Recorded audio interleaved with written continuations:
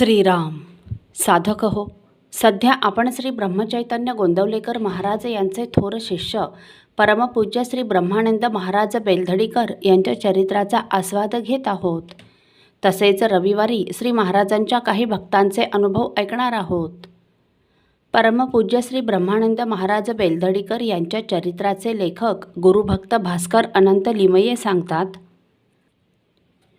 वडील बंधूंच्या आग्रहाखातर जर मी एकदा विवाह बंधनात अडकलो तर माझे सगळे इप्सित कार्य मातीत मिळेल व आमरण घर व संसाररूपी कारागृहात खितपत पडावे लागेल.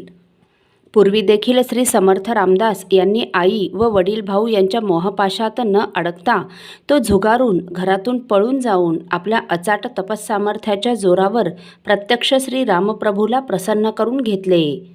त्यांच्याच कृपाप्रसादाने कर्म, भक्ती व ज्ञानप्रबोधक असा श्रीमद दासबोधासारखा ग्रंथ त्यांनी रचला.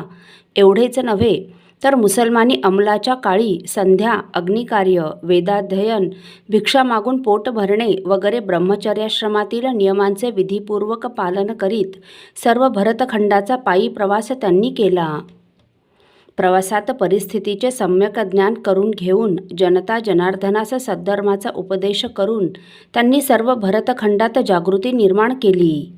त्यांना जर ते साध्य होऊ शकले तर मला का ते करता येणार नाही? मोहपाशात न गुरफटणे हेच आपले आद्य कर्तव्य ठरते.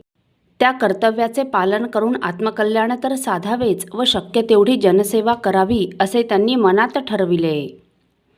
दुसऱ्या दिवशी अनंत शास्त्र्यांनी बेलधडीत राहणाऱ्या वेदमूर्ती महादेव भट्ट हर्लापूर या आपल्या मित्रास बोलावून, माझे पूज्य वडीलबंधू मला हुडकत येत आहेत, लग्नाची गळ घालण्यास येत आहेत, तरी तुम्ही त्यांना अनंत हा आत्ताच लग्न करून घेत नाही म्हणत आहे, कारण देहात असह्य कोड उत्पन्न झाला आहे. प्रथम हरप्रयत्नाने तो नाहीसा करून मग लग्नाचा विचार करीन. रोग निर्मुक्त होईपर्यंत सर्वथा लग्न करणार नाही असे तो स्पष्ट म्हणतो, असे तुम्ही त्यांना सांगा, असे त्याला बजावले. दुपारचे जेवण होताच कोणालाही न सांगता अनंतशास्त्री तेथून निघाले ते बेलधडीजवळ असलेल्या कपत या डोंगरावर आले. तेथे त्यांनी एक गुहा पाहून ती स्वच्छ केली व तेथे एकांतात भगवतचिंतन करीत ते वास करू लागले. इकडे गुरुनाथ भट्ट कन्या पाहण्यास अनंत शास्त्र्यांना समक्ष घेऊन जावे म्हणून बेलधडीस आले व शास्त्र्यांचा शोध करू लागले.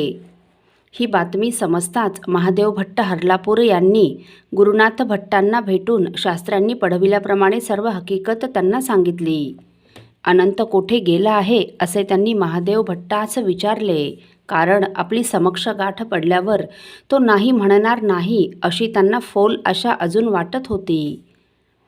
महादेव भट्टांनी काल दुपारी जेवण झाल्यानंतर कोणालाही न सांगता अनंतशास्त्री नंतर जे निसटले ते कोठे गेले हे मात्र समजले नाही असे जेव्हा सांगितले तेव्हा ते ऐकून गुरुनाथ भट्ट मनात खेद करीत निरुपायाने घरी परत गेले. अनंतशास्त्री हे त्या घोर अरण्यात कपत डोंगरावर अनुष्ठान करीत 1-2 महिने राहिले. ब्रह्मचर्याच्या कडकडीत पालनाने मानवात चैतन्य, पावित्र्य, बल, शक्ती, स्वावलंबन वगैरेंचा उद्भव होतो. दुःखाचा व दारिद्र्याचा नाश होतो. पुण्यसंचय होऊन पापाचा नाश होतो. यामुळे आरोग्य, आनंद, चित्तशुद्धी व आत्मबल प्राप्त होते. वरील सर्व प्रवृत्तींचा समुच्चय झाल्याने अनंतशास्त्री तेजपुंज दिसू लागले. असा क्रम चालला असता एके दिवशी पहाटे त्यांना एक स्वप्न पडले. एक तेजपुंज ब्रह्मचारी त्यांच्या स्वप्नात आला व त्याने, नुसती चिंता करीत येथे बसण्यापेक्षा येथून जवळ असलेल्या व्यंकटापूरला तू निघून जा. तेथे जाऊन श्री व्यंकटपतीची सेवा कर, म्हणजे तुझी सर्व अंतिम काळजी दूर होईल. तेही निर्जन व एकांत स्थळ आहे. तेथे गेल्यास तुझे कार्य होईल यात मुळीच संशय नाही, असे सांगितले. अनंतशास्त्री तत्क्षणीच उठून आश्चर्यचकित होऊन गुहेबाहेर आले.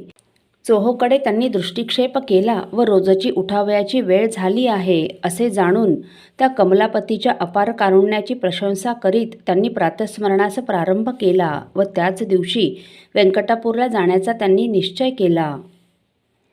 असो. साधक हो, परमपूज्य श्री ब्रह्मानंद महाराज हे भगवंताचे पाठबळ मिळताच पूर्ण निश्चय करून एक दिवस ते व्यंकटापूर क्षेत्री दाखल झाले. त्यांचा व्यंकटापूर येथील प्रवास आपण पुढील भागात बघणार आहोत. श्रीराम समर्थ. आपल्यातील कोणा श्रींच्या भक्तांना श्रींचे काही अनुभव आले असतील तर कृपया आपण मला ते 9422843253 अथवा सुनील दादांच्या 9892608401 या व्हॉट्सअप नंबरवर कळवावेत अशी नम्र विनंती. श्रीराम समर्थ.